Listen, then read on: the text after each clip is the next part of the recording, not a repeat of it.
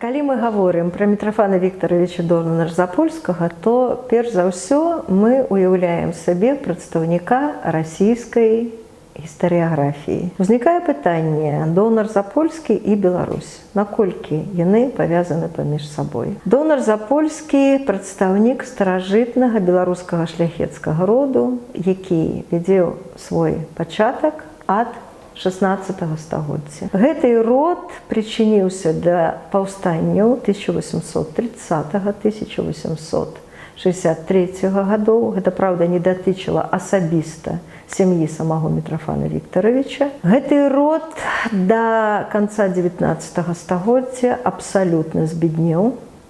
Збеднеў настолькі, што бацька Митрофана Викторовича займаў вельмі сціплую павятовую пасаду, там стола начальника жандармскага рэчыцкага ўпраўлення. Бацька не толькі не меў магчымасці падтрымаць кар'еру свайго сына, аднак быў катэгарычна супраць яго паступлення ва ўніверсітэт. І Митрофан Викторович мусіў зрабіць ўсё самастойна.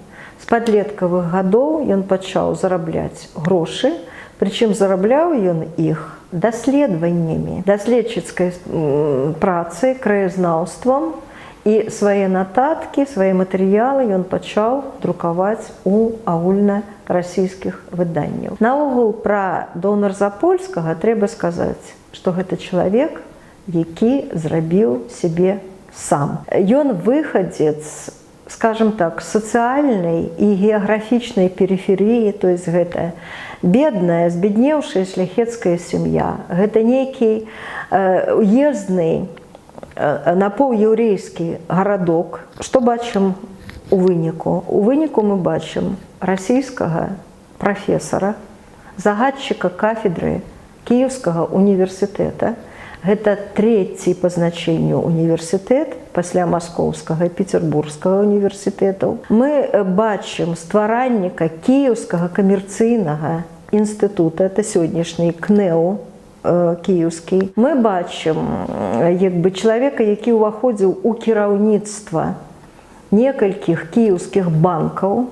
Мы бачым асобу вельмі рэспектабельную, прадстаўніка расійскага эстэблішмента, скажем так, на тыя часы. Но як толькі наступіў момант, Донар-Запольскі успомніў насамрэч, хто ён ёсць па свайму паходжанню. У адрозненне ад іншых прадстаўнікоў беларускага руху, гэтых даследчыкаў, этнографаў, фалькларыстаў, якраз Донар-Запольскі гэта бадай адзіная вельмі дзейная асоба у гэтым руху беларускім. У сакавіку 1918 года, як толькі выйшла першая устаўная грамата Народнага сакратарыяту БНР, у Кіеве ствараецца беларуская арганізацыя на тэрыторыі Украіны, якую ўзначаліў Донар-Запольскі. І гэта арганізацыя адразу паставіла пытанне пра беларускую справу у Кіеве і асабліва на далучаных да тэрыторыі УНР беларускіх паветах. Гэта Берасцейскі, Мазырскі, Рэчыцкі, Гомельскі, Кобрынскі паветы. Донар-Запольскі з'яўляецца аўтарам маніфеста Беларускай Народнай Рэспублікі «Асновы дзяржаўнасці Беларусі», у якім ён абгрунтаваў гістарычны шлях Беларусі да ўласнай дзяржавы. Донар-Запольскі імкнуўся аддаць свае сілы, свой досвед вучонага, арганізатара навукі і вышэйшай адукацыі, свой досвед эканаміста, тэарэтыка і практыка Беларусі. У 1925 годзе увосень ён прыязджае па запрашэнню ўрада Беларускай Савецкай Рэспублікі ў Мінск. За паўгады, які ён правёў на Беларусі, ім была зроблена неверагодныя рэчы. Ён закончыў сваю работу «Історыя Беларусі», якая мелася быць першым падручнікам для студэнтаў універсітэта па гісторыі Беларусі. Ён узначальваў гісторыка-археалагічную камісію Інбілкульта, паставіў пытанне аб рэстытуцыі беларускіх архіваў, беларускіх каштоўнасцей, аб выданні метрыкі літоўскай і аб перадачы метрыкі літоўскай у БССР. Это было надзвычай важна, потому что на метрику претендовали и Литва, и Польша, и Россия. Ён быў прафесарам Беларускага універсітэта, аднак, на жаль, Довнар Запольскі нам дэманструе якраз тую мадэль, як бы сына Беларусі, ураджэнца Беларусі, які імкнуўся аддаць свае сілы, свой досвед, свой талент сваёй радзіме, но гэтага не адбылося. Праз паўгода па рашэнню бальшавіцкіх беларускіх улад Довнар Запольскі быў у прямым сэнсе слова высланы з Беларусі.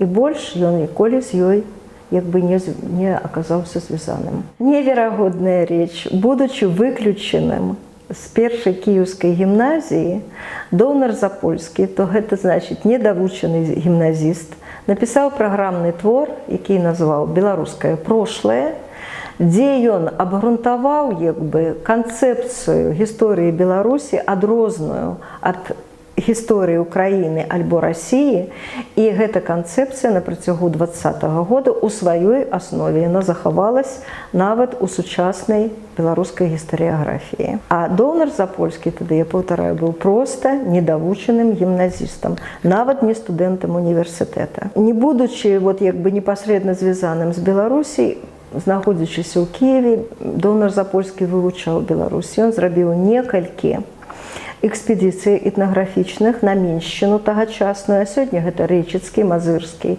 раёны. Свае даследаванні, як бы так сказаць, ён апублікаваў у некалькіх этнаграфічных працах, якія не страцілі свайго значэння па сённяшні дзень. Беларуская свадьба в культурна-рэлігіёзных переживаниях, песні Пенчуков, беларусы, так, беларускае прошлое. Вот гэтыя все работы, яны уяўляюць на сённяшні дзень вельмі вялікую цікаўнасць. Яны сэнсу свайго не страцілі. Будучы студэнтам Кіеўскага універсітэта, Довнар Запольскі падтрымліваў кантакты, ліставання амаль што з усімі прадстаўнікамі беларускай даследчыцкай працы, як у расійскіх сталіцах, так і тут на тэрыторыі Беларусі. І, напэўна, у яго былі амбіцыі ўзначальваць увесь беларускі рух, стварыць яго даследчыцкі рух, таму што былі ў яго планы стварыць беларускі даследчыцкі гурток, беларускае навуковае таварыства, беларускую бібліятэку. І ён сам пісаў у лісце, напрыклад, да Еўгена Ляцкага, свайго сябра, што калі я это ўсё зраблю, я магу памерці спакойна. Асабістая біяграфія Довнара Запольскага, яна варта, напэўна, рамана. Таму што, пачынаючы з нічога фактычна, чалавек, які зрабіў выдатную абсалютна кар'еру, адкрыў 5 вышэйшых навуковых устаноў.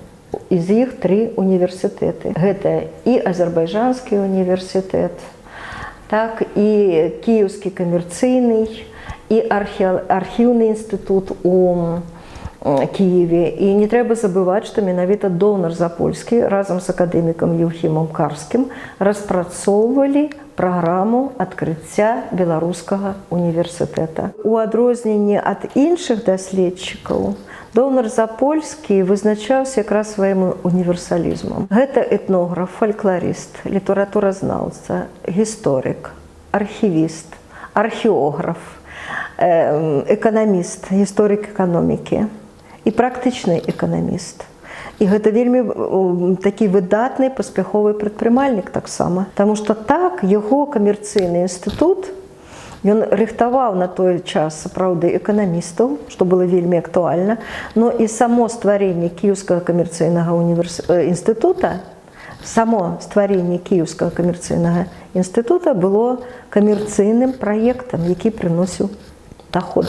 Ёсць такі эпізод, калі сабрались кіеўскія купцы і абмяркоўвалі, ці можа быць створаны на пустым месцы інстытут, і казалі пра тое, што не хапае для гэтага, патрабуюцца значныя выдаткі, то прадстаўнік купецкай эліты кіеўскай сказаў, што ў вас ёсць капітал, галава вашага дырэктара варта золата. На сённяшні дзень творчая спадчына Донар-Запольскага ніяк не страціла свайго значення, сваёй цікаўнасці і актуальнасці. Яго творы перавыдаюцца, і я думаю, што чалавек, які возьме ў рукі любую яго кнігу, ён атрымае і задавальненне, і, як бы, так сказаць, вот змястоўны здабытак. Пра Донар-Запольскага якраз не скажаш, што гэта нейкі кабінетны акадэмічны прафесар і больш нічога. У яго вельмі бурлівае жыццё па большасці, мушу сказаць, трагічнае. Ён пахаваў у юнацтве першую жонку. Яго сыны ад другога шлюба адмовіліся ад бацькі афіцыйна і сышлі, як бы, у бальшавіцкі рух, раскрытыкаваўшы яго як прафесара царскага, кансерватара. Яго адрынула ад сябе яго радзіма, і гэта было вельмі вялікай для яго трагедыяй. Донар-Запольскі апошнія свае гады заставаўся ў Маскве, дзе ён і памёр у 1934 годзе. Памёр ва ўзросце ўсяго толькі 67 год. І, напэўна, адна з прычын яго смерці было тое, што ў гэты час і ў Беларусі, і на Ўкраіне пачалася раз'юшаная кампанія абвінавачванняў школы Донар-Запольскага, і супраць яго нават выступілі яго вучні. І, напэўна, сэрца прафесара гэтага і не вытрымала.